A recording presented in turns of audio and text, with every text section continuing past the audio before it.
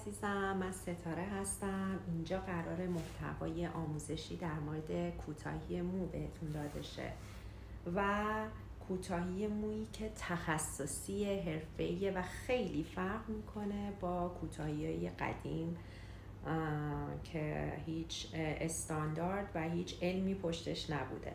این کاملا مدرن هستش و شما نیاز دارید که یه سری از تکنیک ها رو آموزش ببینید و همچنین یه سری از مطالب کوتاهی مو نکته به نکته بهتون گفته بشه و بعد در عمل اجراش کنید.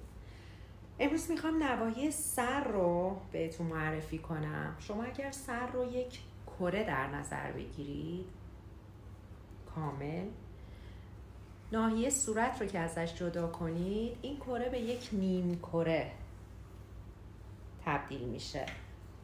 حالا این نیم کره اجزای مختلفی داره.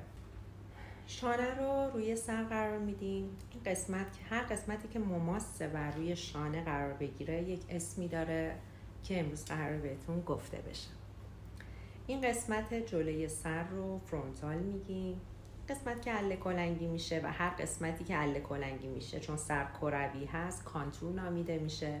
پس شد فرونتال، کانتور و اوج سر که بهش میگن ایپکس، دوباره کانتور، تاج سر که بهش میگن کرون، کانتور، پس سر و استخوان پس سر که بهش میگن اکسیپیتال بون که دقیقاً در اینجا قرار گرفته میشه و دوباره نیپ، قسمت نیپ، پشت گردن و نکلاین، خط رویش گردن، قسمت های کناره و ساید. این قسمت شقیقه، تمپل نامیده میشه. امیدوارم که به دردتون خورده باشه و استفاده کنید. دوستتون دارم.